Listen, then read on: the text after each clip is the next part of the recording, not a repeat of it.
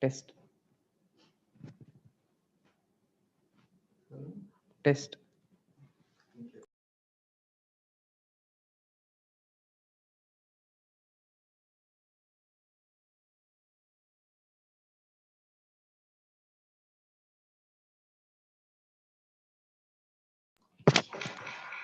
Test. Test.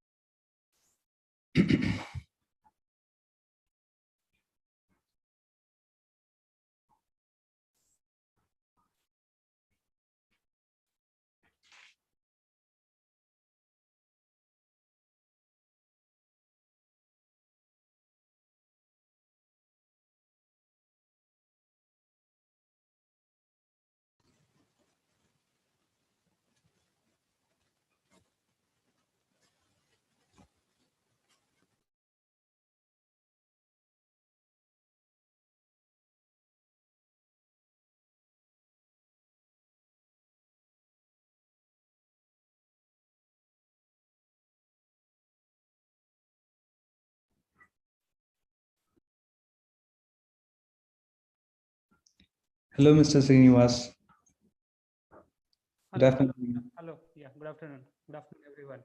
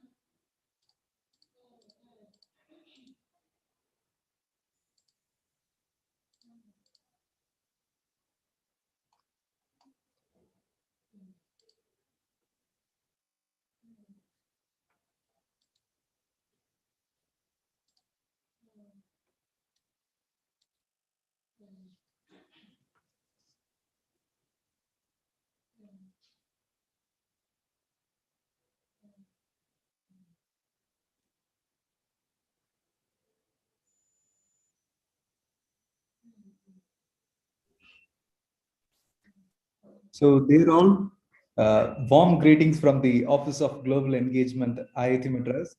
A big traditional vanakkam, namaste to everyone who virtually gathered here. Uh, vanakkam and namaste is a traditional greetings. Vanakkam is from Tamil language and namaste is from Sanskrit. And myself, Rudramurthy Sandhamarekanan from Team Siddhi, the Associate Program Coordinator and the General Liaison Officer for the Office of Global Engagement. Needless to say, yesterday's training program was very insightful, and people could have seen much demonstrative applications virtually.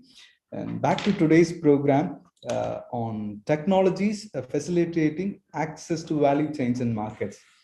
As a farmer's son, I know how hard it is to produce and the agricultural and related products from day one to day end.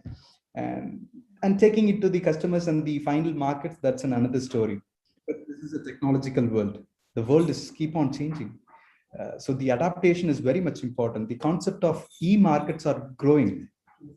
So the people from rural livelihood should learn how efficiently they can take things to the final of the market. And I'm very much sure that this concept would fill the thoughts of for today's training program. So I take this opportunity to welcome Mr. Srinivas Chigalapalli to take over as the moderator of today's training program. Uh, so to say a few words about him,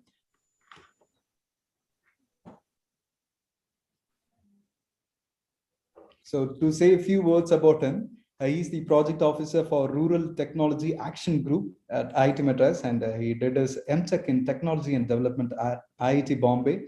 He has a very good previous experience at NSR CEL at IIM Bangalore and IIT with and IIT Bombay and Vairaju Foundation. His research interests are carbon advisory services, renewable energy technologies, system dynamics, energy and climate policy, and sustainable development. So he very hands-on with the understanding and deploying technologies at the final level. To summarize, he acts as the bridge between the technology maker and then the technology user. So over to you, Mr. Srinivas. Thank you. Thank you. Thank you, Rudra, for that introduction. Good afternoon, everyone. I'm Srinivas Chigalapalli. I'm the project officer at RUTEC. I'll just share my screen. Rudra, Sure, sir. You can, yeah, sure. You can do that, sir.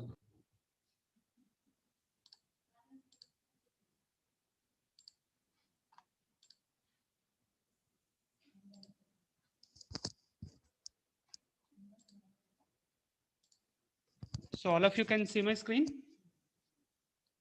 Yes, sir. Yes. Yeah. So I'll just to set the context, I'll just talk about a few example projects we are doing at RUTEC IIT Madras.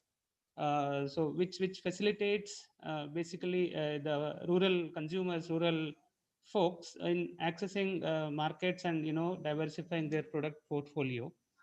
So the first project I'll be talking about the electronic jacquard handloom we developed as part of one of our initiatives in collaboration with Tamil Nadu Handicrafts Development Corporation. We call it as Pumpuhar, and it was a sponsored project by them. And what we done is basically we developed a solution to weave mat out of a grass.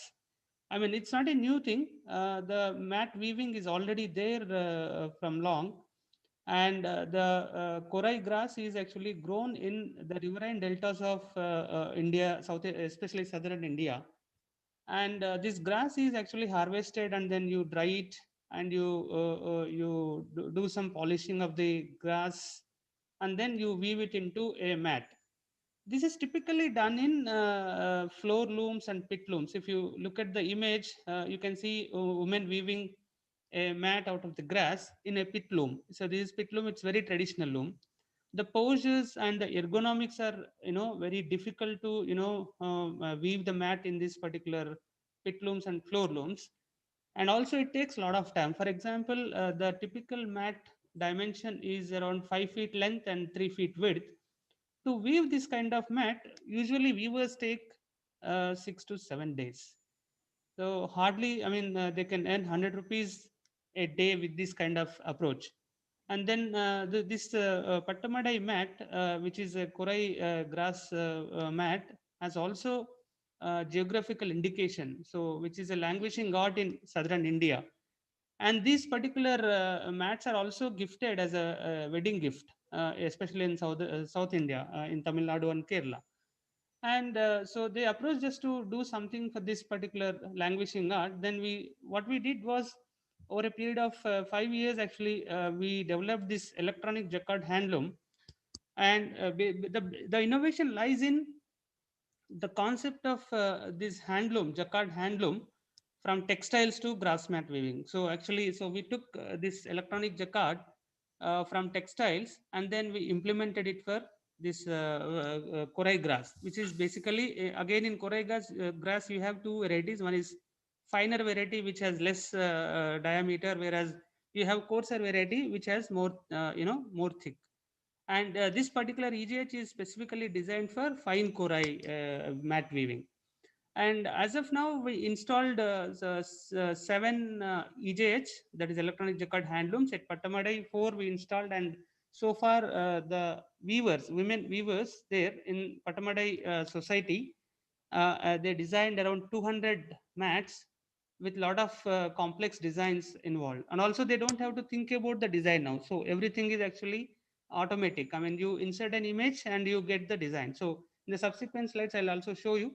And again, there is a very close by area known as Veeravanallur. There also, again, we identified a society, and then we installed 2 more electronic jacquard handlooms. And each EJH actually costs around 2 to 2.25 lakhs, depending upon the region and also the transportation and logistics.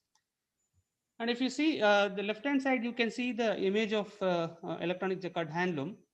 And in the center, you can see women weaver actually weaving electronic jacquard handloom. And actually, the image is inserted in the electronic jacquard, and the pedaling motion is actually, again, still done by humans. And still it is known as a handicraft. And also at the right-hand side, if you see any design, you can actually insert and you can get the designs done. So that is the beauty of this particular innovation. And you can see any design you can make. Earlier, actually, these designs were not possible because most of the weavers actually belong to older generations. Actually, they were, getting out of the profession of this mat weaving. So now we involved some younger weavers in this particular profession with the help of this design facility. Now we can do any sorts of design, and you can have even product diversification. So we involved some of the design interns from Srishti and then Symbiosis Pune to come up with some sort of different products. If you look at the bottom, you have yoga mats and also some resting chairs, again, by using this particular mats. So this is the innovation. And then now we are also giving training to this particular weavers to do e-commerce, especially the platforms like Amazon and Flipkart. And again, there is a lot of initiatives from government of India also in terms of accessing markets their various platforms. So I mean, these trainings have been actually imparted so far. And the second example I'll talk about is integrated pottery development, which is another CSR project funded by Indian Oil Corporation, Southern Region Pipelines Limited, Chennai. This is a project actually, I mean, taken up to impart technology upgradation to the pottery sector. I mean, pottery is not new, but the thing is, so what can we do extra for the pottery sector? So that, and then we have technology on microwavable pottery, which is developed in collaboration with Central Glass and Ceramic Research Institute, based in Kolkata, which is a CSIR lab. And then we had this integrated common facility center, where potters can come and access the upgraded technologies, for example, electric furnace, puck mill, ball mill, and whatever the technology is required for this microwavable pottery. So in this, again, the innovation lies in the process of mixing your clay, how to mix a clay, and how, what kind of composition you have to use, and what is the viscosity of the slurry, and what is the rheology of that particular slurry to handle higher temperatures when you microwave this particular earthen objects, like parts or other utensils. And in this particular project, there are some hard interventions I mentioned, like potters are using a lot of advanced automated technologies like potter's wheel and kiln, and also pug mill, so that they can come up with different products, and then with finer resolution. And also we are trying to give them training on how to improve their business, like business skills and marketing and sales linkages. Also some export oriented training also we are imparting.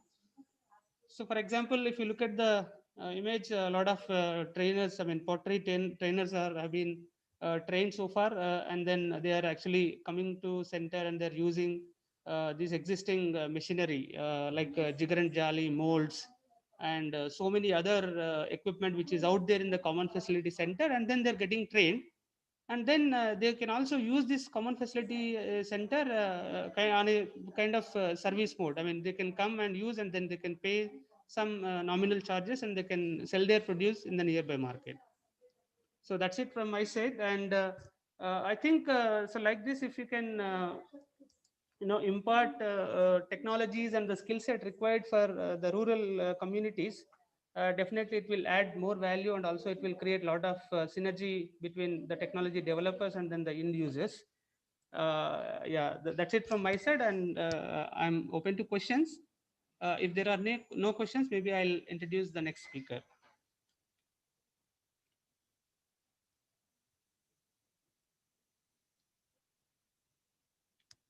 Okay, so I hope there are no questions. So yeah.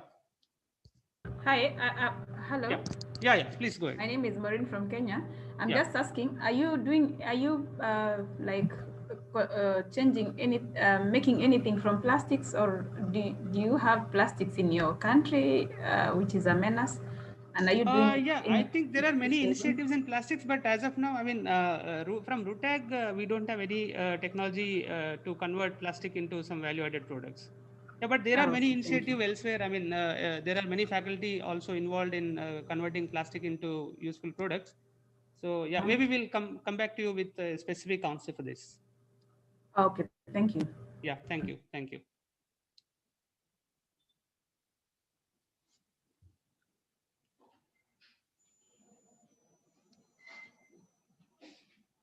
Okay, so I'll introduce the next speaker. So today we have two speakers with us. I'll introduce first speaker for today's session is Professor Satyanarayanan Sheshadri. He's an associate professor at Department of Applied Mechanics at IIT Madras, and he did his MS and PhD in USA, and also he worked with GE Electrical Global Research Center in India, and also he has a lot of experience in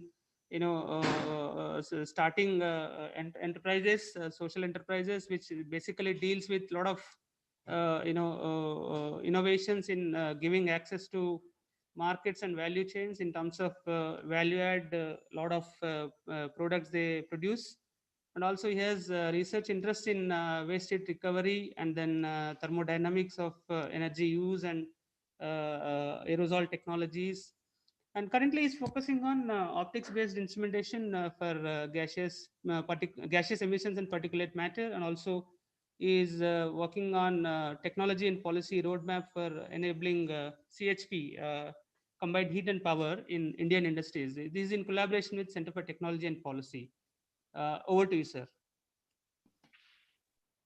Thank you very much, Srinivas. Thanks for the introduction. I hope my voice is audible and clear. Yes, you can go ahead. Yeah. So I also request all the speakers to mute themselves. Yeah. Okay. So I'm sharing my screen so that I'll get on with my presentation today. So I understand that most of the participants here are looking at how technology can add value. And that is a question most of us have been asking. And we know that technology is not the only solution. It has to be looked at in the context of end use. So that's why I have with me today my collaborator and one of the market linkage partner for the technology, Major VP Sharma, who will be talking about one of the technologies we developed in the lab and we've been able to successfully deploy. So in that context, I would like to quickly move on. And if there are any questions, please feel free to stop and ask me. This is not a lecture. This is more about sharing my on-field experience. So if there are anything that you would want to comment on or have a discussion on, then please feel free to stop me. Right? Going forward, one of the quick questions that we want to ask is, what are some of the challenges faced by a rural producer? So let's take the example of flowers. Flowers are considered to be reasonably expensive product, and it's something where you can make a lot of money. But before that, we want to look at what are the challenges faced by the rural producer. This graph here, it kind of gives you an idea on what is the short term, when especially there are a lot of produce, flowers or tomatoes or anything else that comes to the market. You have this kind of a price fluctuation. And the next thing you also have, when your time horizon is slightly longer, which is a trending up of prices. So this is something evident on seasonal crops where you want to produce it, but then secure the whole thing for a longer term price appreciation. So you have these random fluctuations and you have the trend that is visible to people who follow these things in a long term. But what is the challenge? If the green line that I show here is the average input cost, and a farmer wants to produce something and sell something, because that is the typical tendency that we have seen is you want to exchange your goods as fast as possible so that you recover the cost. Now, this is something we are very familiar. At one end, we have very expensive or reasonably expensive products that come to us as consumers. But at the farmer's end, there is this huge sudden spike and glut in the market because everybody goes after what is being most popular in the market. And eventually you see a fall, and that's a loss of investment. And I think in India, at least, we have seen quite popularly where tomatoes are thrown on the roads and other crops are thrown on the roads. The second problem that we want to generally address is the missed opportunity. So when we have these long-term trends, but you don't necessarily have the ability to cash in on that opportunity. So there are a couple of the way I'm going to look at the technology choices that we have deployed, because there are various options available to you. The way I'm going to look at it is from these two perspectives. So how do you handle these random fluctuations so that your loss in investment can be minimized? And then how do you cash in on the missed opportunity? So let's take the example of the jasmine grower, where most of you are aware that the plucking of the flowers has to be completed by 4 a.m. or 3 a.m. in the morning, so that, and from the growing belts of say Madurai or some of these places, so that it gets to the airport in Chennai or the nearest airport for the early morning flight to get out of the country. So very highly valuable product. But what happens is, what if he misses that window to get the freshly cut jasmine buds to the airport? The price drops by about 25%. And if he continues, as the time passes, the value really drops to a value where it is no more very economical to get to the market. So now I'm just giving you a solution. So what has this farmer done? And this is one of the product that we will be talking about. That box that you see allows him to reclaim the value that he probably would have lost if he had missed the early morning opportunity or whatsoever time-bound opportunity. This is the short term. And similarly, right, a lot of times you have these small-scale farmers, these marginal farmers, who are able to produce in quantities which is sufficient for them and also do some small sales so that the day-to-day operations or day-to-day management of expenses can be handled. But the challenge is vegetables are perishable, and small volumes also do not afford you to store for long term. So what are the options? I mean, you have some of these produce which can sustain you for a few days, but you have to, it's possible only if it retains its quality. So this is one of the products that we will talk about. It's called as the micro cold storage, in addition to what we will be doing with the long-term opportunity. So now let's go to long-term first. So long-term is because it's a challenge which is worth solving, because this is something where it's linked to all these opportunities that we have to increase the farmer's income and the producer's income. And right now, we every few months or every season, we have one time window where a lot of tomatoes are wasted, and this is quite common. And this is one of the recent newspaper articles I had picked up from the newspaper. So how do we handle this?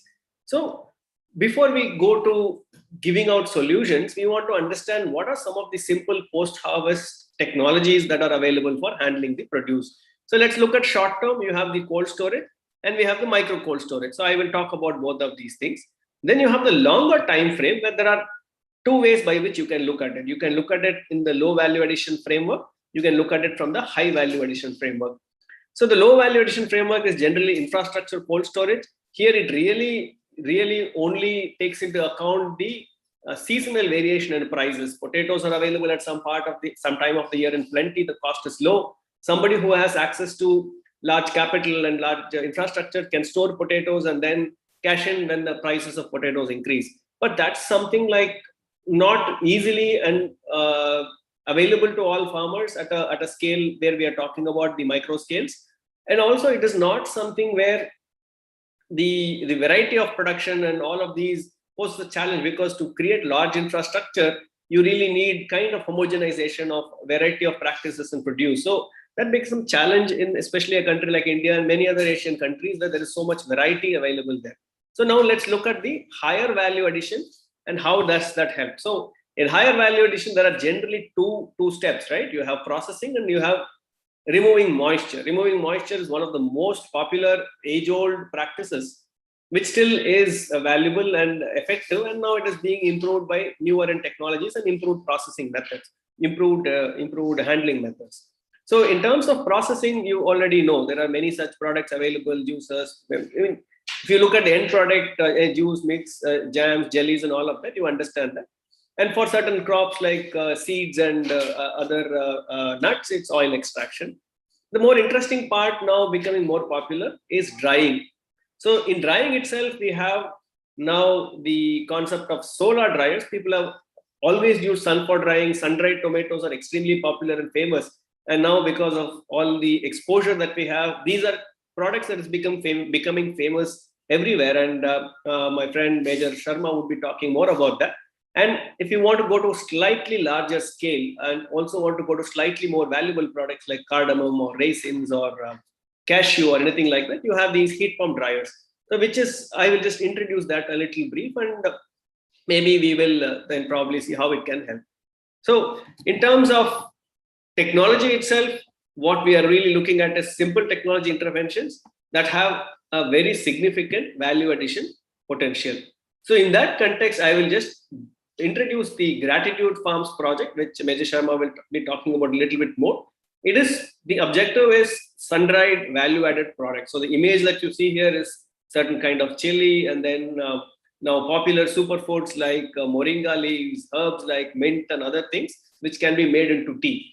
So this is what we are trying to understand from the market. And what is it? It is basically to do with a product that is reliable, robust, because at a farm level, one of the key challenges are that you cannot expect a lot of service and sales support. You have to have a product which is reliable and robust. which can be transported, which can go to rugged locations in villages and all. So this particular project, Major Sharma came to us last July, I believe, to say, is there a way by which the typical solar dryer that's available in the market is inefficient, has a lot of problem, leakages and all of that? Is there something that you can do to improvise on that? So this is a project we did, and the drawings that you see on the left and the finished product that you see on the right is being now deployed at various locations by his company called Gratitude Farms, and he will talk about the rationale behind doing this project, because that is more important than the technology itself. Technology can get you to a certain point, but the rationale behind the technology is what allows us to make it really, really big. So just to give you a brief set of specification, it was originally designed for tomatoes, sun-dried tomatoes, and tubular crops like ginger, so that the tomatoes can be dried and gingers can be made into a powder. And we have now deployed quite a few that he will probably share about how it is being utilized in the end farm. To give you an understanding, there are enough and more products on the market. The only challenge has been that most of these have been designed to sort out an ad hoc problem, meaning you fix it at this point in time, but then there is not really a continued deployment of the technology. So what we have attempted to do here is to ensure that it is industrially built, meaning it is not built such that it looks like a pack of cards. It's industrially built, but at the same time, it is fairly attractive in terms of capital cost and its performance. You need to have a reliable and repeatable performance so that you can build a business model around it. So that has been the objective of it. And these are the three typical products that you find in the market. One is what you see on the bottom left, where you have a collector and you have a small flat dryer where the produce is dried. Then you have this, the middle one that you see a house-like structure. This is supposed to be a passive collector where you get the air in and then it exhausts. But then there are challenges in terms of drying hours and times and all of that. And the last extreme is what you see is the dryer that we have built and supplied to Major Sharma, so that the production is now on full force. Now, that was at a farm level and a small cooperative level. Now, if you want to go to a slightly larger level, but at the same time be energy efficient, because traditionally drying is an inefficient process if you use high and more energy expensive fuels such as LPG or coal or any such thing, because you burn a lot of high grade fuel to produce heat, while you only need something at 45 or 50 degrees C or 60 degrees C to dry, because anything beyond that you will roast it and the product is useless in the market. So especially you can see the greens here, it needs to be dried, but it also needs to be green. And this is the same with very high value products like indigo, for example. It's a very useful dye, but if it turns slightly more blackish, then the conversion has happened, it is useless. Same with moringa leaf. So the technology that we have developed and we've been deploying in the market is called a heat pump dryer, and it's very simple. I mean, the beauty of this technology is such that you have an AC mechanic that can service an air conditioner, can work on this and deploy. This is the image that I show here is a large scale 500 kg plus, but it can also be deployed at scales where it is more robust and efficient, a small scale and efficient. So the good thing is it can be 24/7 integrated with solar as well.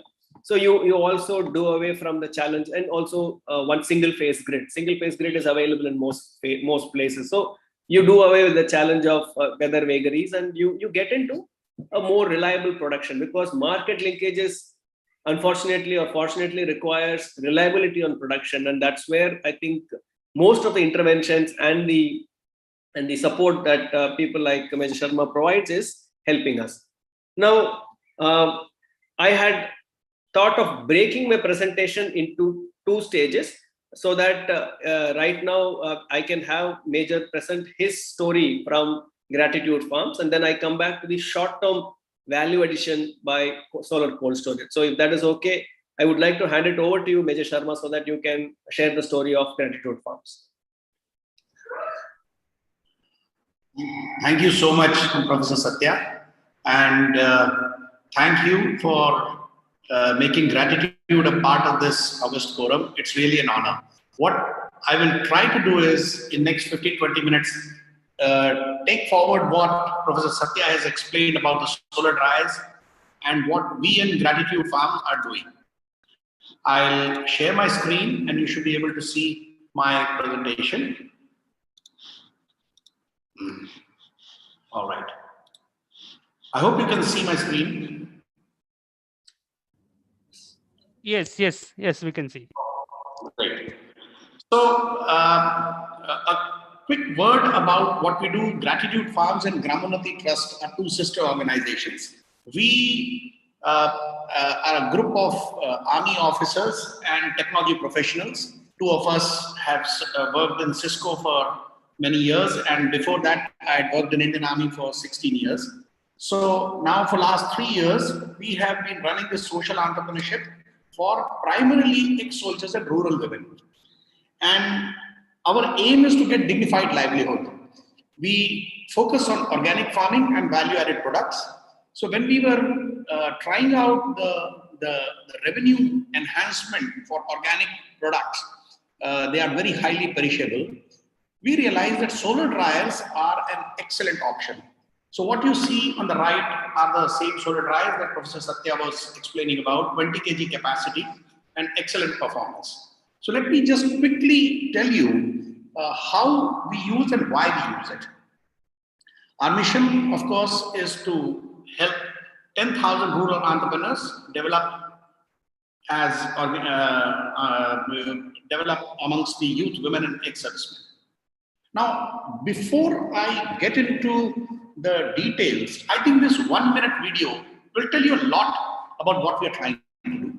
This is the story of what a solar dryer can do for a disabled soldier. Just please have a look at it. A very fit and a proud soldier who lost his leg in line of duty while in service. He did not lose his motivation, and when we met, we immediately realized that we can help him with solar dryers. This man has learned it very fast, and he's solar drying ginger for us in large quantities, not only generating livelihood, but also providing us with an excellent quality ginger powder, which we cannot ever overemphasize in these corona-driven times.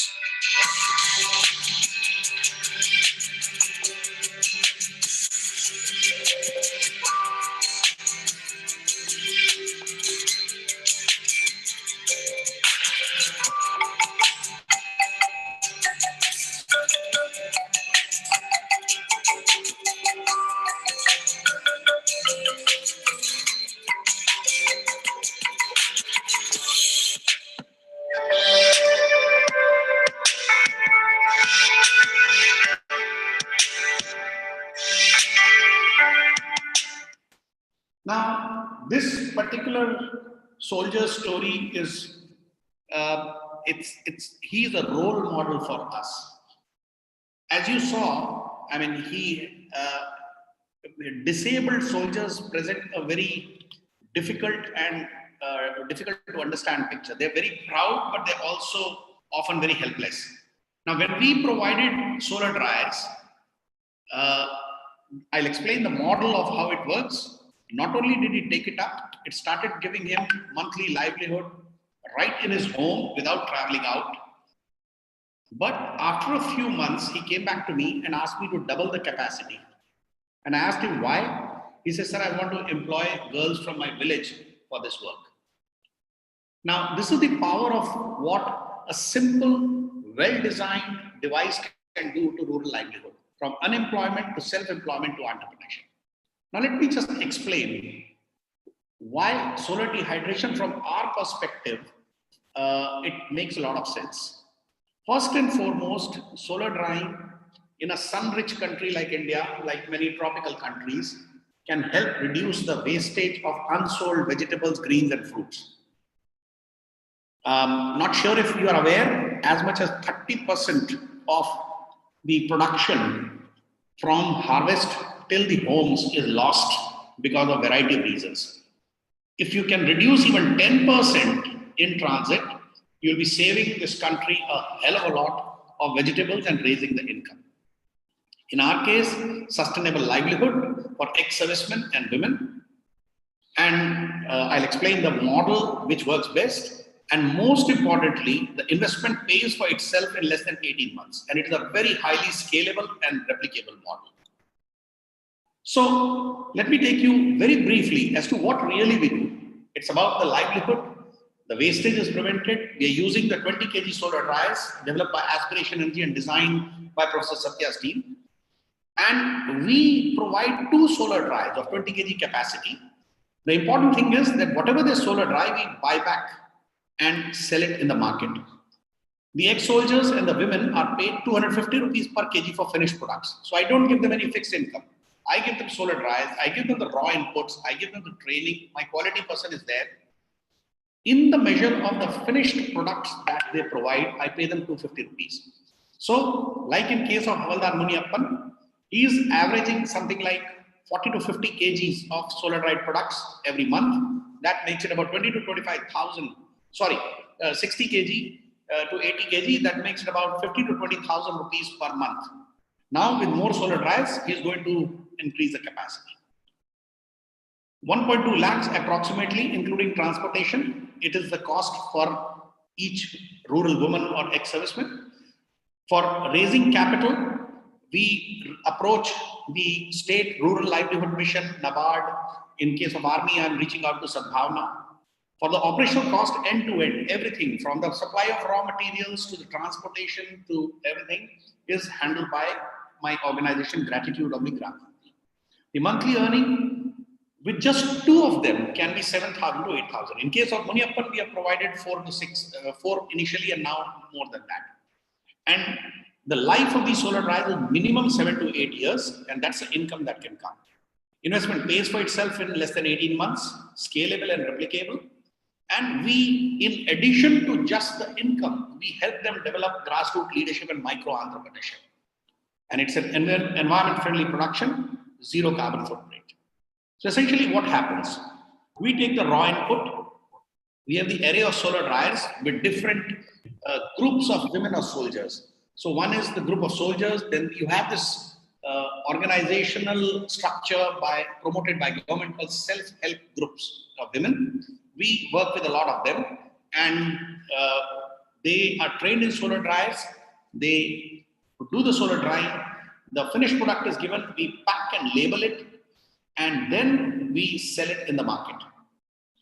The real challenge in this is not the technology or the execution, it is actually the marketing and sales, which is where helping the people actually gets them income in their hands. And because solar drying removes the perishability, I have got over 6 months to sell the product. Just to share with you, this is the kind of list of products that we have made. We solar dry a whole range of products like ginger, tomato, fruits, vegetables, basil, neem. And during the corona times, we came up with this gift of good health, which is a combination of healthy medicinal leaves. In case of us, it is ginger, turmeric, neem, basil, etc. And combining them, we created this gift of good health and ran a campaign, gift your near and dear ones good health. We ran it in Diwali, we ran it in New Year's, and it works very well. These are the products which are again available as single products also. We are still learning how to market it, but the acceptance of these products, along with the background and the story with which we sell, is being accepted by our customers in a very, very nice way. Now, I would like to just highlight 2 places where these projects are really taking off. One of them is in Pondicherry, where I stay. There is the school, Satya School, with whom we have partnered. They are providing livelihood for people with learning disabilities. So we have deployed 20 solar dryers, and you can see the picture of people with learning disabilities. They are being trained, and this is my Army Nayak Arul. He is training them, and you can see the arrow that I'm pointing. He is the coordinator. He is an expert in communicating with these people with disabilities. And you will be surprised once they learn the amount of focus and attention they bring. Their quality is as good, if not better, than anyone else. These are the classes that we're taking. It's a small project as yet. It's just for 10 of them. And I hope to be able to scale it up in coming years in a big way. The second project that I would like to call out is something where we are going next week. We have been working on this for the last 6 months. We have been working with Indian Army and District Administration for Project Sadbhavna in Jammu and Kashmir. We are working in Udhampur, Rajouri, Riyasi and Kishtwar districts. Rajouri district and Riyasi and Kishtwar, they're all recovering from the effects of terrorism and the development now that is taking off from there. Very difficult places to go. Our project is for 1 per district for 20 rural women to start with. And the good thing about these places is that there are a lot of excellent quality fruits. Peaches, plums, apricots, apples. They also have saffron and almonds, other places. The difficulty that the people face here is that these places are so remote that most of the fruit cannot hit the cities and the markets. So we are taking the solar dryers to these places. We'll be solar drying the fruits right in the orchards. And from there, once the solar drying is done, I am tapping organizations for both Indian as well as export markets. So this is what is the use case that has come about. We have right now about 850 kg of solar drying input capacity, thanks to Aspiration Energy and the work being done by Professor Satya and team. We're scaling it up by the end of this year to about 4,000 kg. So in summary, this is dignified livelihood. It is sustainable around the year, barring the rainy season, etc. And we bring in the combination of ex-soldiers, the leadership, and the technical knowledge that Professor Satya and team can bring to us. It's highly scalable and it can be replicated across multiple districts. Near zero carbon footprint, and it saves a lot of wastage of vegetables. So that's it from my side. And over to you, back to Professor Satya. Thank you so much.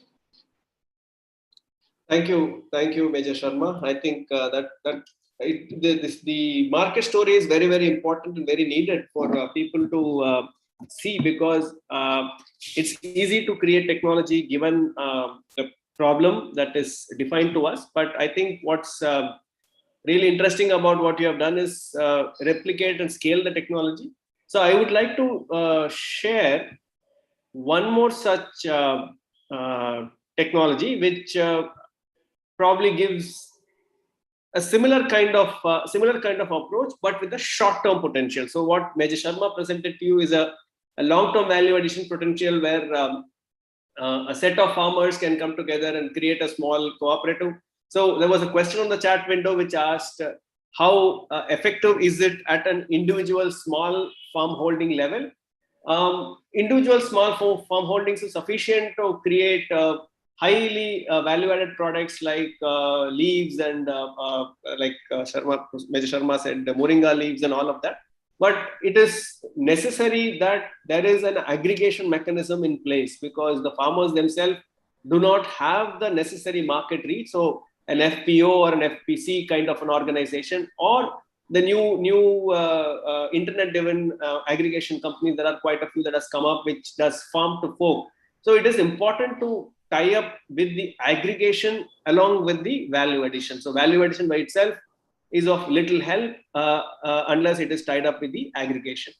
So having said that, the next thing that I wanted to talk about is the short-term value addition potential, which is the solar cold storage and micro cold storage. So this is a very interesting experiment for me, which we started in early 2018, where there was a request from an organization that works called the Murugappa Chettiar Research Center in Chennai. And that organization works with rural farmers, entrepreneurs, and other such groups to promote technology. They have been promoting many technologies, and one of which was the requirement for cold storages, so that the ability to handle these short-term fluctuations can be done. So we designed this first generation. I mean, I call it as first generation because there are a lot of learnings from this. But this was designed to run on solar PV, and if the grid fails, if the solar PV is not available, switch over to the grid. So it was installed with a small farming community as a center, where a lot of farmers can come and use it on a need basis, put up with a small entity so that it is available for use on a per use basis kind of a deal. had a capacity of about 200 to 300 kg. And these kind of models are now coming up quite popularly in India. There is many companies that have come up, and also I think across Asia. And it worked well. So what are the key learnings for us from this particular storage? So when we started, so this is kind of until the corona hit where we stopped tracking the data. But until then, this was kind of how the use of this cold storage per month with variety of produce. It'll be flowers, it'll be milk, it'll be vegetables, whatever it was that the local farming community, about 50 odd farmers, wanted to use from. So this was a community model for understanding the energy systems usage. So as the unit was installed, the first experience we had was the farmers were not keen, because the motive was, as I produce, I want to sell, get the money out. So even if it means I'm losing money, it doesn't matter. I at least get some money in my hand. It is below my investment cost. I have put in 100 rupees, but I have only received 30, 40 rupees, but I still get 30, 40 rupees. I won't wait for the price to go up. So that was the intention. That was the, feedback. And we struggled a bit to get acceptance, but along with the local community leaders, we had been able to build the awareness, and the utilization of the storage in that location improved to an extent where we had these meaningful data. And the village was called Chitrawadi, which is about 75 kilometers from here, where this was. And one of the key challenges, though, which still remains for short-term such technologies with very high cost, I mean, this technology is not very cheap, it's reasonably expensive, is the value addition is only about 2 to 3 rupees per kg. So really, for this to be paying back itself, it really can only work on subsidies and grants and other things. For flowers, it was more effective because, as I said, the flowers drop in value significantly as time progresses. So in this particular case, they were able to get about 25 to 30 rupees more per kg of flower, which means the value did not drop. So having learned this experience, we understood the convenience. The farmers understood the convenience. They were able to sell high. But the challenge was such infrastructure at a single location was difficult. Second, it was too expensive to own by an individual farmer. It had to be a central infrastructure. So that's where one of the startup teams that work with me in IIT pivoted to what's called as the micro cold storage, where the instead of having a big box, it was a small box. Like you see here, the company's name is called TAN90. It's the same technology, but there are slight differences. So in this particular case, each of these cold storage boxes was available to a single farmer. He can go from his farm to the market, to the end user, however he wanted. And it was fairly flexible for different kind of produce. And how did we get away from having the energy requirement for charging? There was a small central infrastructure that was created, which instead of a big cold storage, it was a small deep freezer. And the deep freezer was able to charge these panels, the cyan blue panels that you see, which contain some kind of a phase change material. That was available. It's like almost a mineral water can. So you get it treated at some place and you get the mineral water. You don't need to own your own RO water, or it is like somebody delivering you battery very frequently. You don't need to have to charge the battery at your home. So this was done, and the way it was deployed, I see this is, I would call as the solar cold storage version 2, where instead of a big box that you saw in the first the slide, it had a deep freezer and a solar charge controller. Now, how is it used? Before I say how it is used, some technical details. So we needed 3 of those batteries per box, and for flowers and vegetables. Each box had a capacity of about 40 liters CC capacity. So you can imagine how much material you can store, and the charging time for each of those batteries was about 5 to 6 hours. And a very comfortable 8 to 12 degrees in the box was retained for a reasonable time limit of 10 to 12 hours. So this was very good for people who are doing organic farming, fish and poultry and other things, because now you had a higher product value and a reasonable amount of time. The better thing is you can transport it in bikes and other places. So this was deployed again by MCRC with multiple users to understand the usage pattern. And you can see here, it is used in vegetables and fruits, primarily flowers, milk and fish. So the objective was you democratize the cold storage. You, instead of saying I will create large infrastructure, you have to create an infrastructure, but for the end user, it is reasonably democratized. Each of these boxes can be used by the individual farmers themselves. So that's the model that we have been working on. And I think Gramonati, along with Major Sharma, they have also been using some of these units. So to give you some data, the usage has reasonably increased, and this has become even better, I think, over the Corona period, because the challenge of getting to the market was significant. So that is when we had made this deployments. Now you can see, depending on the geography, you can use it to store flowers, vegetables, other poultry and meat product. So that's kind of how the technology evolved from a central infrastructure, though the core of technology remained the same, which is charging a thermal battery to provide cold storage. But now it has evolved to a level where it is workable for a distributed farmer. So having said that, these are two examples of value add, where at one end you really increase the value of produce by long-term value addition, which is mostly the way to go, because countries like India and many other countries in the neighborhood, the value addition for farm products is very, very small. It is still largely consumed fresh.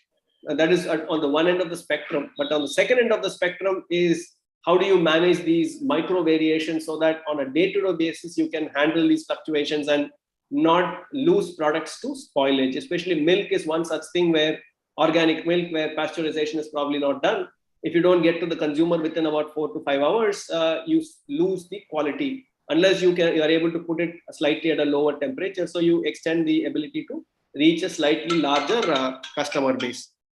So that's the story of how do you add value to the end produce. But I also want to talk very briefly about one other technology that we had worked along with some of our farmer, the MCRC friends and farming communities, is on how do you handle other end of the agricultural spectrum, which is the residue left by crops. This is a long debatable topic, which has not yet been resolved fully well. But I want to talk to you about how the story here could also add value. So one of the technologies, we always talk about charcoal and we always talk about burning and some ways by which handling the biomass waste by conversion to liquid fuels, by conversion to other kind of high value added material. One of those is what's called as the torrefaction of biomass, which is a very, very fancy word for coffee roasting coffee beans. It is typically done quite well in many of the European and Northern American countries, but it has been extensively tested and developed for woody biomass, which means it is done for all those forest wood and those kind of material, which is easy to handle. Unfortunately, we don't have that many forests, we don't have that much wood. So we had tried and developed this methodology and process for doing it for rice straw and bagasse, which are plentiful available. Now, what you see here is conversion of this material in just as little as 30 minutes to a product which goes from something that creates a lot of problem to a lot of opportunity. So this is called as torrefaction. So what does it do? It serves as an alternative fuel source, because once you convert it into torrefied fuel, when you burn them, it burns like coal. It does not produce smoke, and it is easy to store and transport because it has lost its moisture, so it does not get spoiled and create all those rot. And also that it becomes friable, which means biomass is notoriously hard to grind because it has lignin and other things. This becomes easy to grind and you can make it into certain kind of uniform fuel. So this is an example of a small reactor we built for testing this.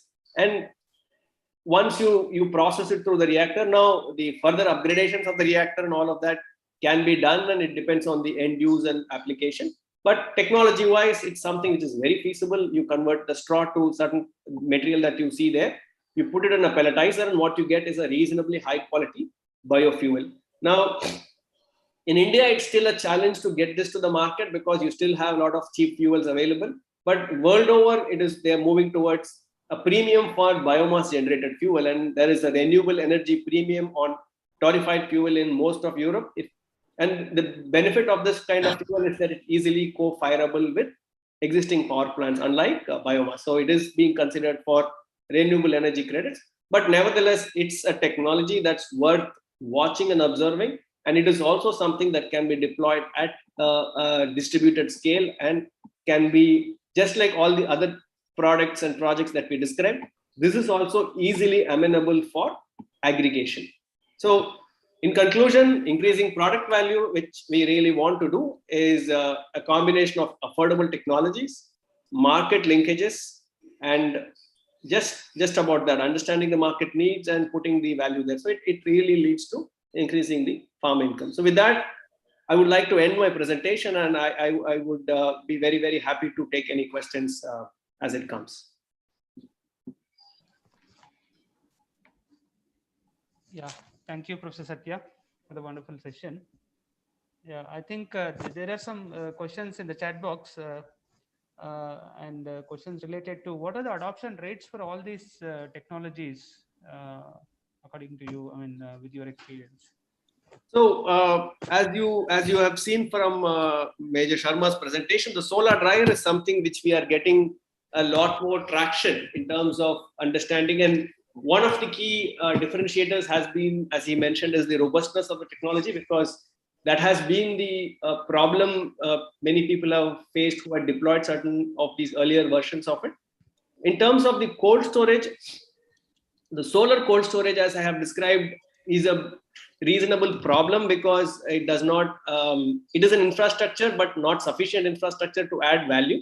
Whereas the micro cold storage has been reasonably successful so far. The company TAN90, who has been doing that, has been successfully doing that. Now they are scaling up to establish a larger plant. With regards to the torrefaction, it is a technology that's evolving. It's not yet fully commercial, but I think the way it is being approached for being commercial is at a large scale, whereas I believe it is at smaller scales that it makes really a lot of sense to take the technology forward. And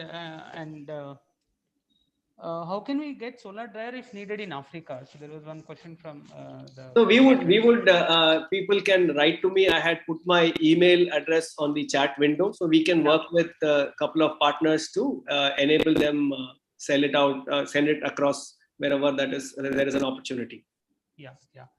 And how much time does it take per unit of rice straw to be torrefied? It is depending on the capacity. So the maximum time frame is about 30 minutes. So you have to design your reactor to hold whatever volume you want to hold, but it can be designed, the duration in that chamber has to be less than about 30 minutes. Yeah. And so related to this cold storage boxes you mentioned, I mean, how this vendors, I mean, the users typically charge these batteries, PCM batteries you mentioned, right? I mean, correct. Yeah. So because sometimes the fruit vendors or vegetable vendors may not have the refrigeration facilities at all. Correct. In such cases, how do they solve this problem? So essentially, what they do is the way we had these people have deployed it is have a simple distributed that cold storage box. Like maybe I can just go a few slides back.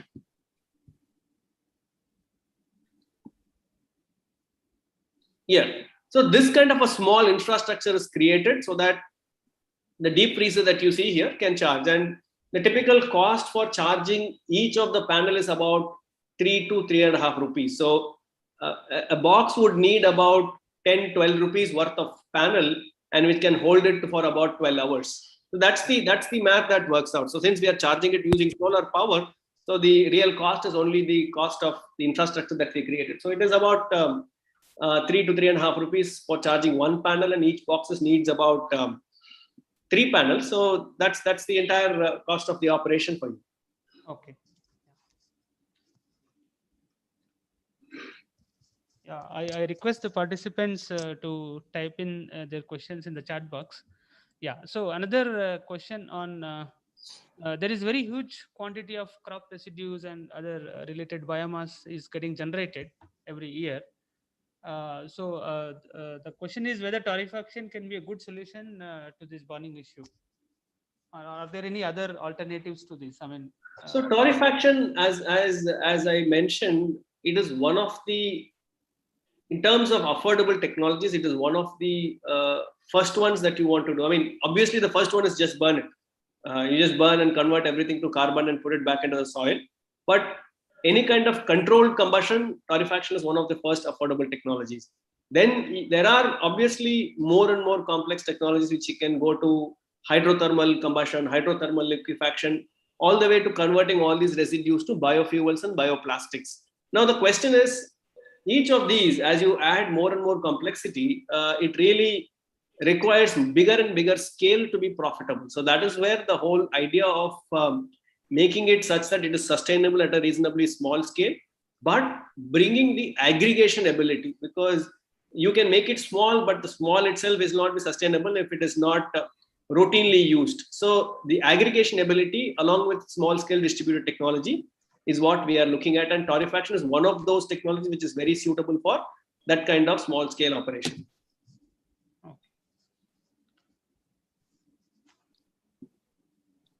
Are there any other queries? Awesome.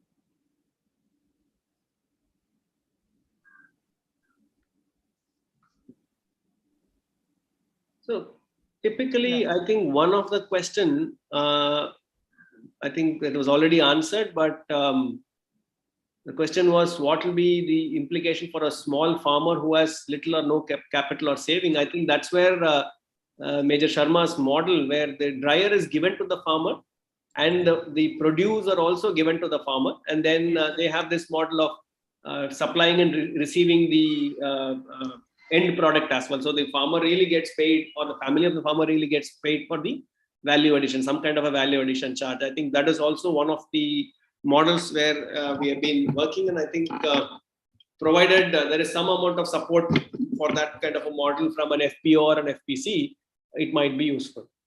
Okay. Yeah. Okay. Any other queries from the participants?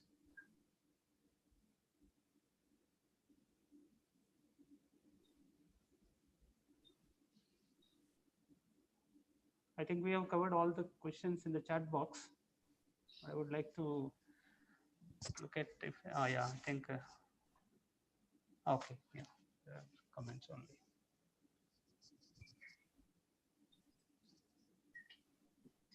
So if there are no questions, I have a question for the participants. Maybe you can type your responses in the chat box. Yeah. My question to all the participants out there is, in terms of the technology or the adoption challenges, what has been the experience of each one of you? I mean, I have shared my thoughts from where I've been working with rural farmers in India and otherwise, but I want to understand in terms of these behavioral practices. Is it the same where the farmers other places also need to sell their produce immediately, or there are instances, or there are already cooperatives that exist for value addition?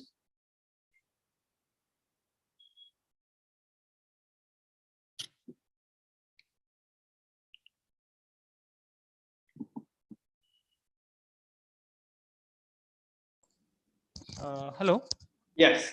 Yeah, I mean, there is a query from AARDO. Is there any IPR involved in technology transfer, especially related to? No, at this point, there are not much IPRs involved. There is only a design registration, because we have developed this design from scratch. So there is only a design registration. Yeah. Okay.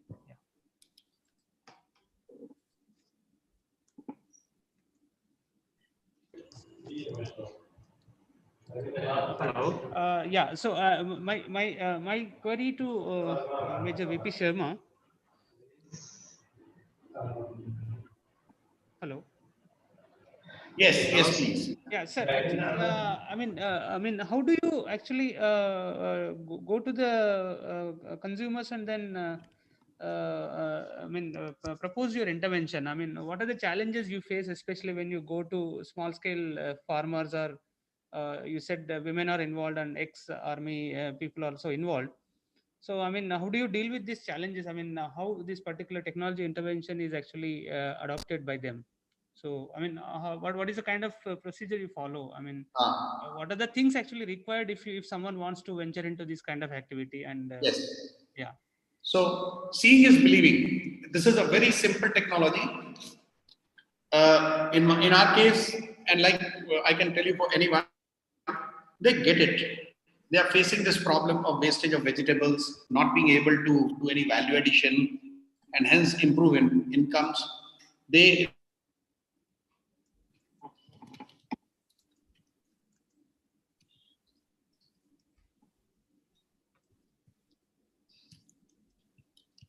Hello. Okay, I think Major Sharma is having an internet problem, but Uh,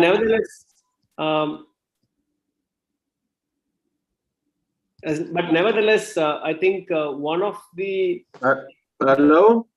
yeah. Hello? Yes. Yeah, we can hear you. Yeah, We can hear you.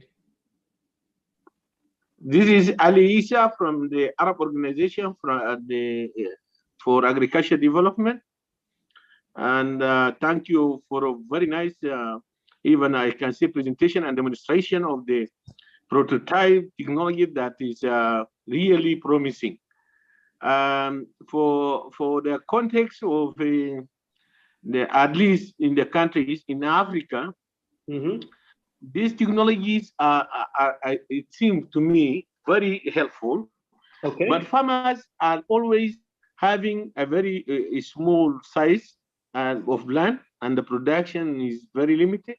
And also the socioeconomic status of farmer is always like demanding, like enforce farmers to sell their products as soon as they harvest.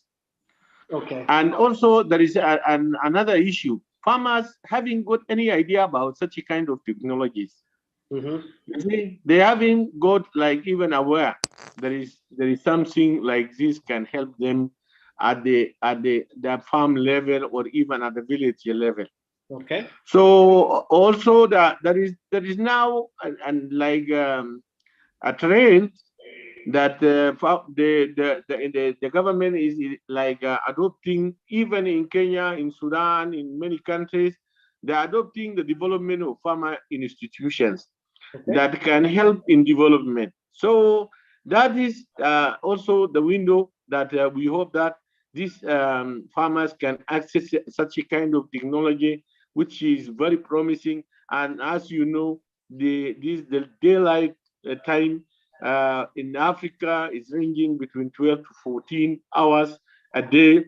That can also help them, like using the solar energy and the technology related to it for storing these valuable products. Sure. So really, we need to see this high level or a credential institute in India, and also the link between those institutes and the AARDO, and also our partnership. We have very good partnership with AARDO to work together to help people in at least to provide, like, to raise the awareness of the farmers and even the decision makers. There is some technology, potential technology that can help developing the agriculture sector and value addition along the value chain of the agriculture product. Sure. I think the speech here is very long, but I am really happy with this presentation and demonstration, and we want to see this go to farmer in our countries. Thank you very much. Thank you very much. And I think this is a problem faced by many people, and it is only now that we are figuring out ways to address that issue at a distributed scale. The traditional approach has been always centralized scale, which has not worked. I think there is good potential, as somebody has mentioned about mangoes. These are all products that is extremely well suited for solar drying kind of applications. Especially you are aware that mango mixed with jaggery and sugar is made into these fruit, what do you call as some kind of jellies, and it's quite popularly sold. So there are many such opportunities, and even at small scale, it is possible to be deployed. It really requires a certain kind of institution building, I would say, both, as you rightly mentioned, at the scale at which the knowledge transfer happens, but also a scale at which entrepreneurs could be developed. Entrepreneurs like Major Sharma and other people who will make these hardware and provide servicing, because it's quite easy to transfer the technology, but it is really important for us to work on the ecosystem, like creating the entrepreneur who will develop the hardware and technology, the entrepreneur who will take it to the market, understand where he can sell the whole thing, and somebody who will finance the whole operation. I think if we are able to take up this as a systems approach, where we look at a single problem and look at it end to end and start applying these solutions, I think once we are successful in any one location, it would be easily possible for us to replicate it in many such geographies.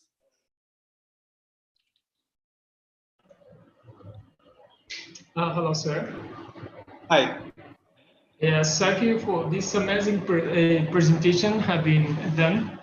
Actually, according to our country, that we have a problem of how to demonstrate this innovation and new creation in the remote areas.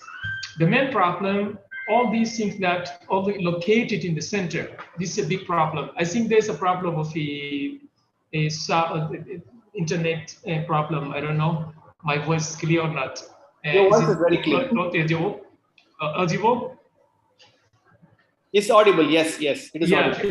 It's okay. Actually, we are in need for this kind of innovation, because as we know, Asian countries and African countries in a problem of what? How to develop their rural areas, because the majority of people that have been inhabited in the remote areas need for such kind of innovation. But the main problem, there's no link between research centers in our country and these areas. Only the research and the new innovation can be demonstrated in the capital or in the big cities.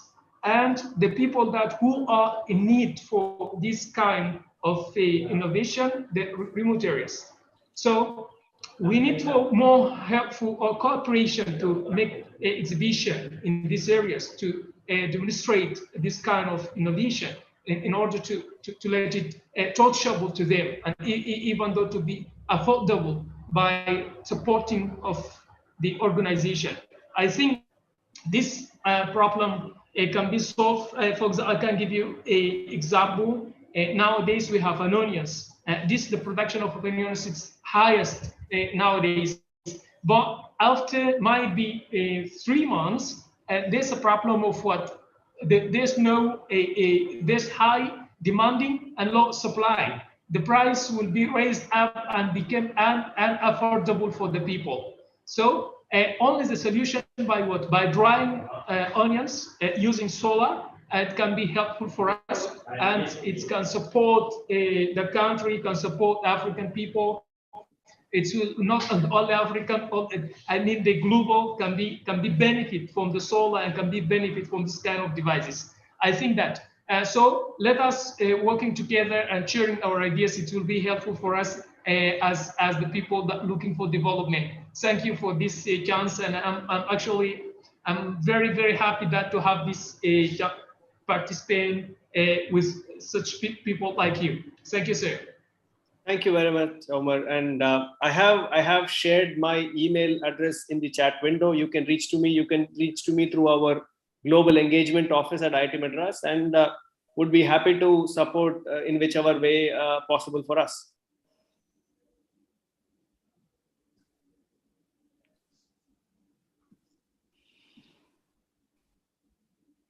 So I see a raised hand from Mr. Wali Noori. You have a question?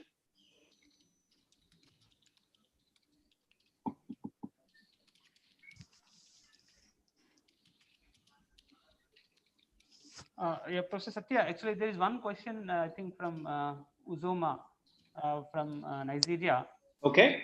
And the question is, typically farmers, they do not want to keep the vegetables with them for longer times, and they don't want to go through the stress of keeping vegetables, without selling, and also, especially after harvesting.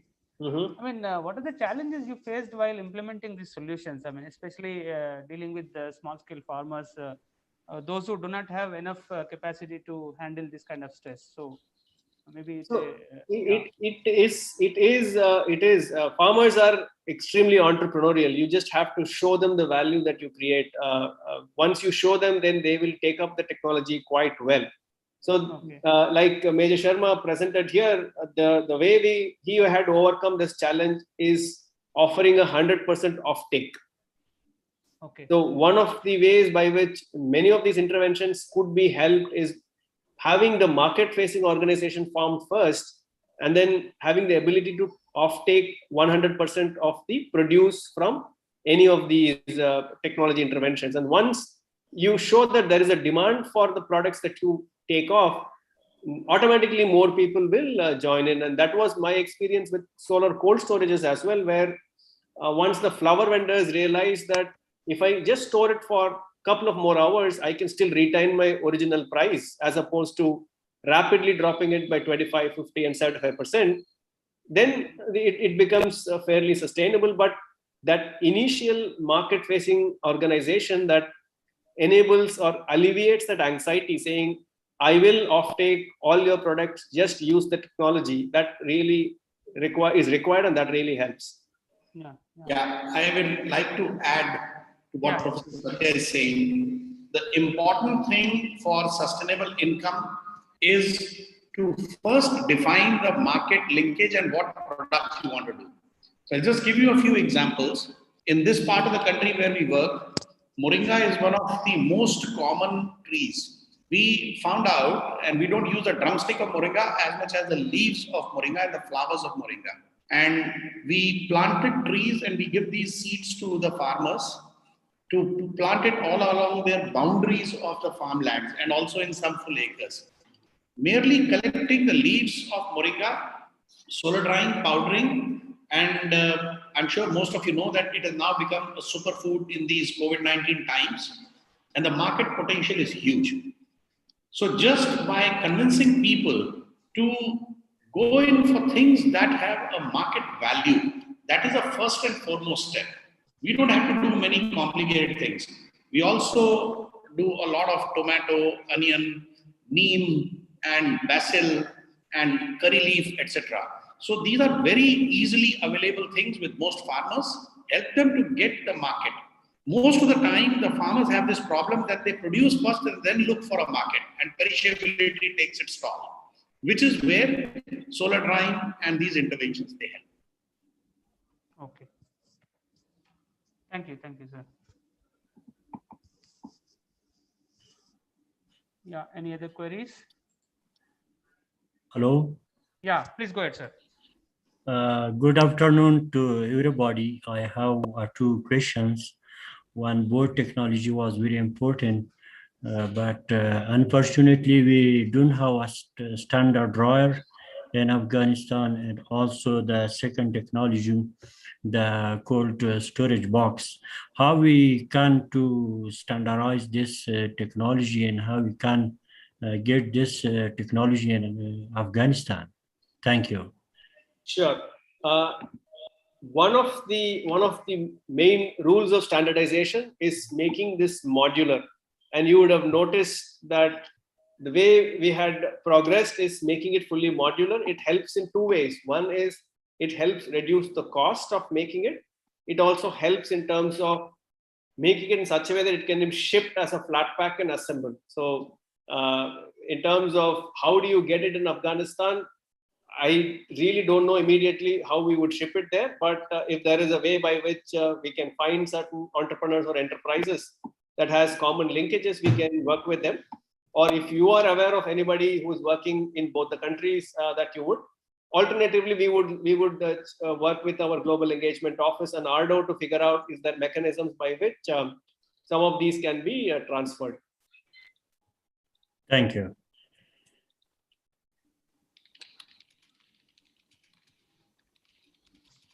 Yeah, thank you. Any other queries, comments, or suggestions?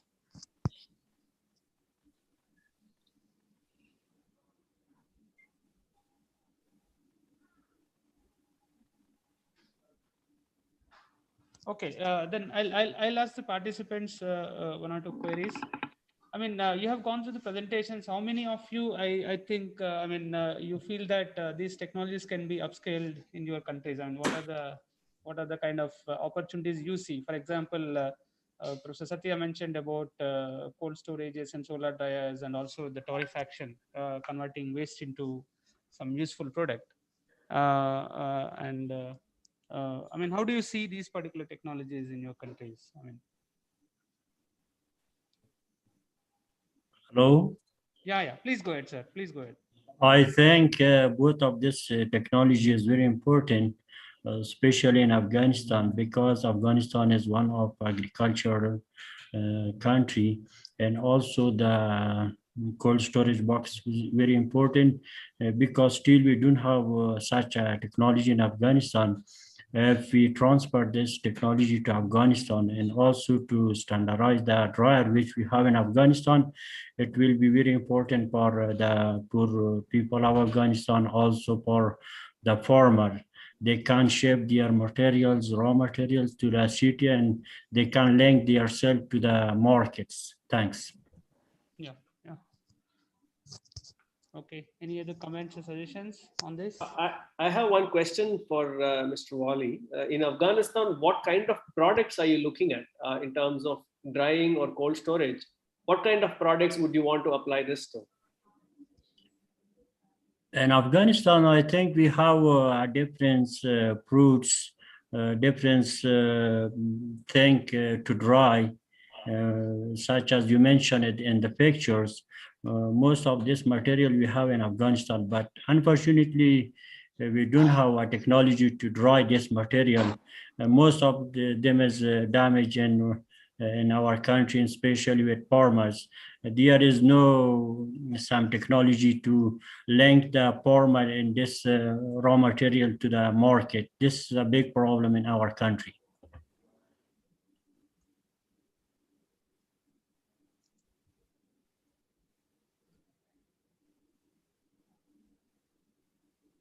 So I see one comment on solar drying is in process for peaches. I believe that's in Pakistan.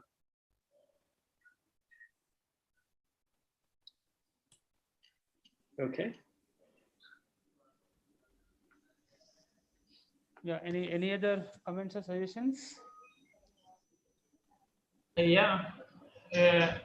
From the side of drying, actually, solar drying is so important nowadays because if we give a look for the community as an African community, there's more than 85% are inhibited in the rural areas, and they are in need for this such a technology. The second thing is about the cooling or drying the fruits.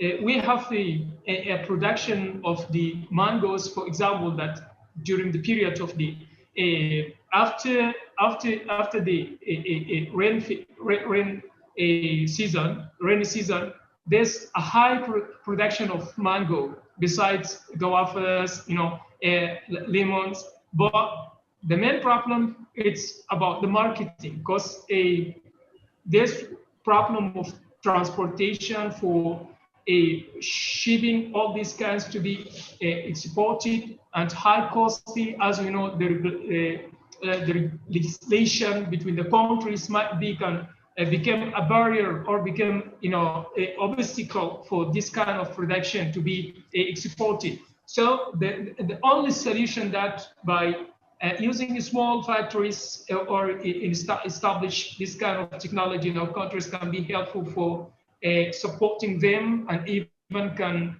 encourage the farmers to go forward, and this continuity will be happen for the production. Otherwise, they can leave this kind of a job, they're looking for new jobs due to the daily expenditure. As we know, there's a crisis, economic crisis nowadays. Only the solution by establish like this, like such a technology. I think that. Okay.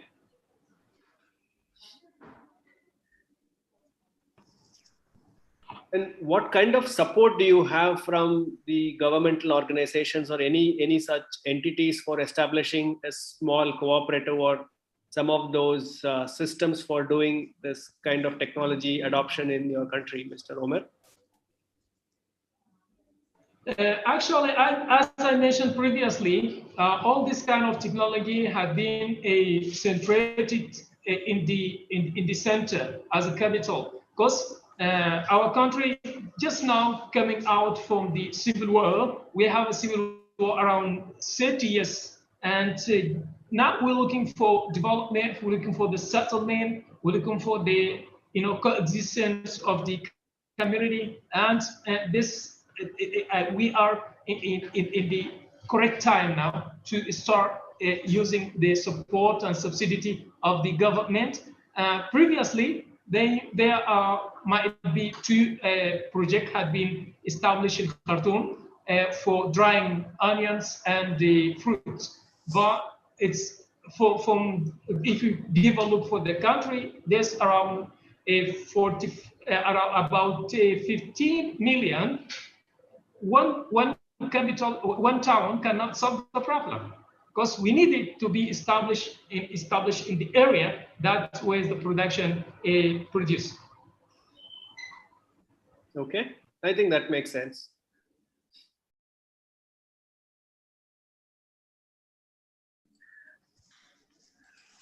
Hello.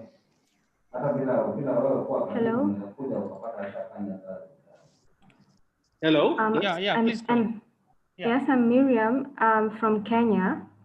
I come from the fishery sector, and I'm an aquaculturist by profession. Looking at the opportunities perhaps that in Kenya could exist from the fishery sector, most of our fishermen are artisanal fishermen, and they form like 80% or 90% of the fishermen. And yes, they are organized in beach management units. And one of the biggest challenge we see is in reducing the post-harvest losses, because most of them, they land their harvest and they don't have really good storage facilities. We've seen previously some support to have them have like small boxes, but just listening to your to your presentation, I see. I think it's something that can be taken up and perhaps upskilled. And the other good thing is that we have counties and we have governance at the county levels, whereby working together with the counties, perhaps such kind of technologies can be taken up. Also looking in terms of agriculture, that is vegetables and fruits. We also have a lot of small scale farmers who are doing. I know, for example, mangoes. And I am not really privy a lot in terms of how they manage post-harvest losses, but I see it is also another area, perhaps this technology in terms of drying. So besides the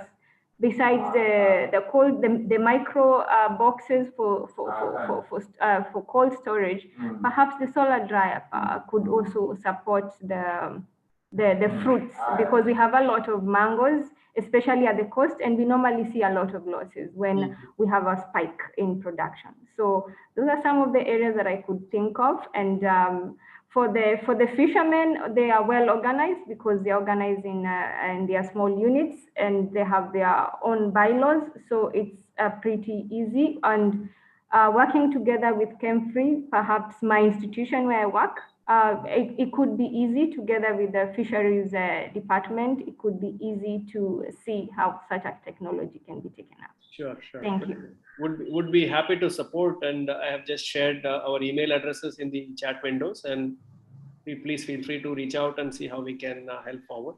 Of course, you have our contacts with AARDO and IIT Madras, so any which way should be possible. Sure. Yeah, thank you, ma'am. Any other queries?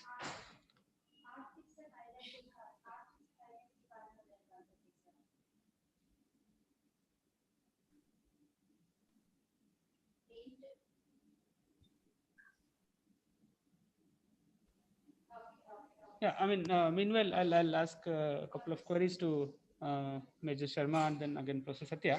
Actually, and what are the challenges you faced while developing these technologies? For example, you mentioned that cold storage boxes actually you designed for various applications. One is the dairy products, and then fish, and also to fruits and vegetables. I mean, all of them have actually different needs and different cold storage conditions.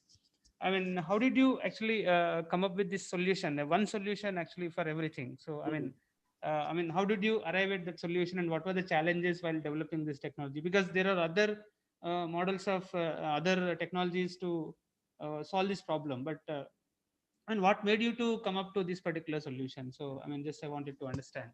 Yes, that's a very, very valid and interesting question. So when we started out, you look at the problem as cold storage, as you rightly said, each and every product and the item will have different temperature requirements. But most of the time, most of these temperature requirements were for long-term storage.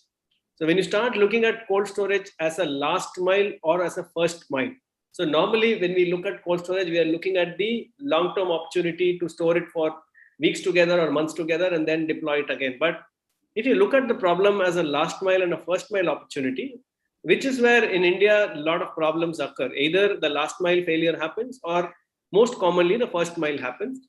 It is sufficient to have a cool storage, which is what the temperatures between say 8 and 12 degrees, which is like in your refrigerator, which can significantly enhance the quality of the produce by over a couple of days. You might have seen, you put milk in the fridge, it stays for a couple of days. So that is the logic at which this was developed. And I think, and even fruits or vegetables or flowers, the second objective was to not to completely freeze them, but to also retain the moisture in the chamber so that the freshness of the produce remains.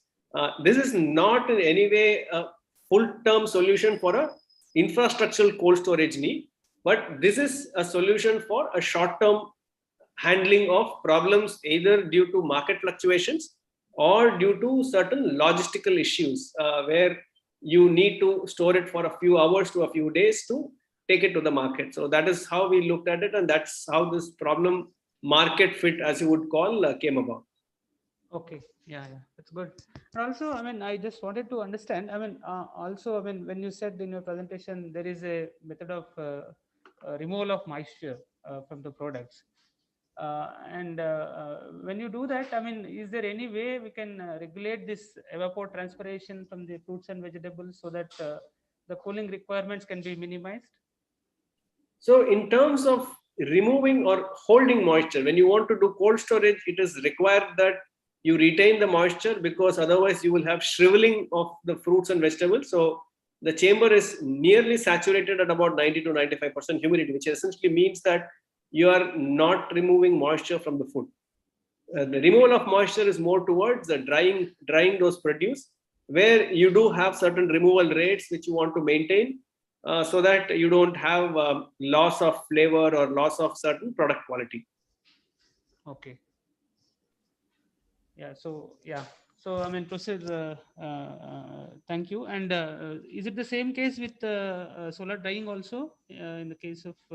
Solar drying is, since it's a fairly natural process and the temperature doesn't get very high or the rate of humidity removal does not get very high, it is a reasonably tolerant process, except when it gets very hot for certain kinds of produce, which is say you are utilizing indigo leaf or anything like that. If the temperature goes beyond a certain value in very, very hot conditions, the conversion, the oxidation and conversion happens, which makes the leaves less valuable. But otherwise, solar drying is a reasonably self-regulating process, so you don't really worry much. And the dryer that we have now gives you, it provides a very good protection from the environment in terms of dust and insects and other things. So even on overnight, say if the product drying is not complete, you leave it overnight and the next day drying continues. So that flexibility has been added so that and normally when the solar drying is not complete in the evenings, you want to take the produce back to the closed spaces and then bring it back in the morning so that you don't have any issues with degradation overnight period. So that has been addressed in this dryer by providing a small flow through the system and a small heating element. So there are certain things that you need to take care of, but nevertheless, solar drying as it is a fairly low tech, reliable process. Yeah, thank you. Yeah, I would also like to ask Major Sharma about, I mean, what are the challenges as an entrepreneur actually when he started about this organic farming and then drying of agri produce into value added products like as you mentioned in the video and then presentation. So what are the challenges you faced dealing with the farmers and then transferring the technology to them, and also how to train them in terms of how to use the technology properly? And also you said quality control is being done, especially you are looking at value added products with high value. I mean, how do you actually tackle these issues in the field? I mean, especially from the field point of view. So the first and foremost challenge is convincing people to do something new. It's always a process of change. But I would like to call out, apart from the funding challenges, which actually is not a very big challenge, I'm talking of India, there are a lot of grants, government schemes, subsidies, and CSR funds which are available. It only has to be presented well. It has to be linked to the income, that is the classic 3P model: people, planet, and profits. And then it's not a problem.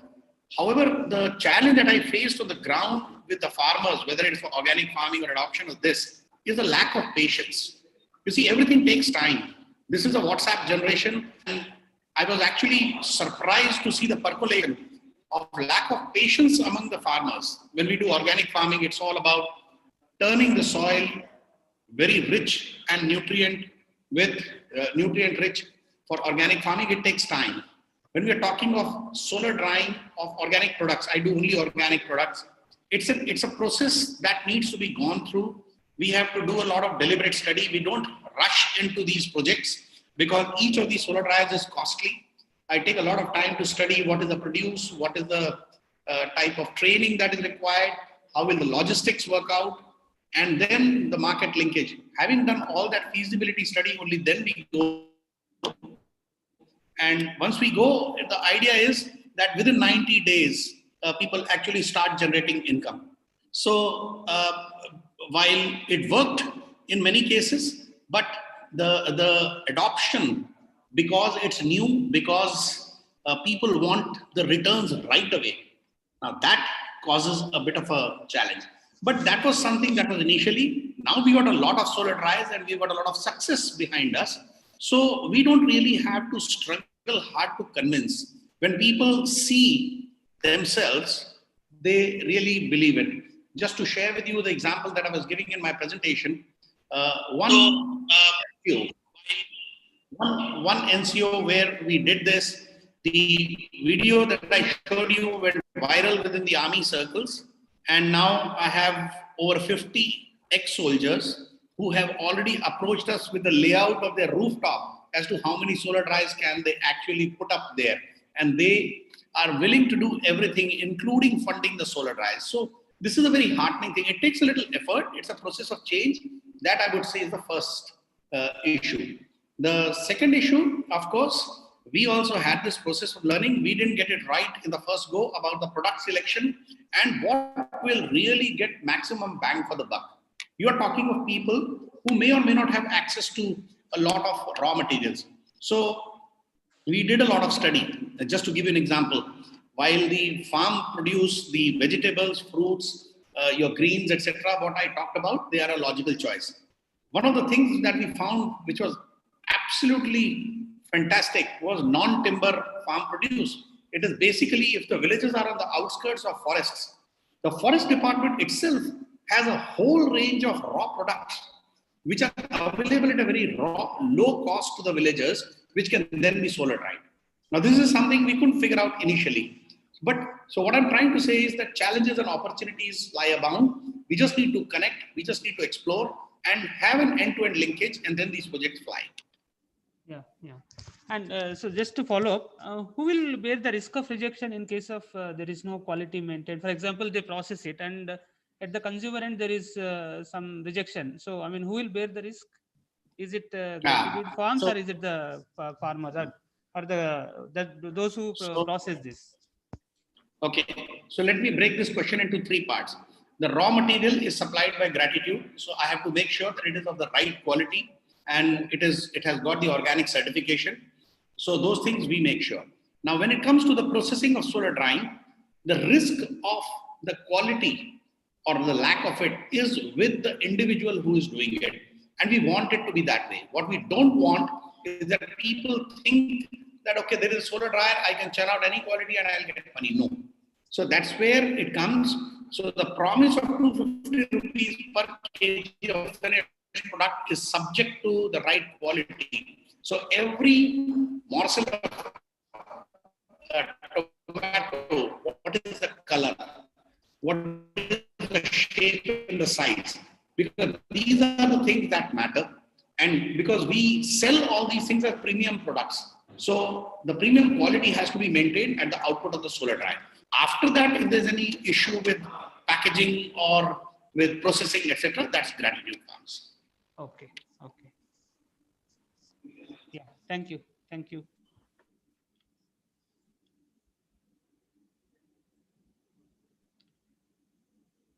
Yeah. Are there any queries from the participant side, or any suggestions, comments?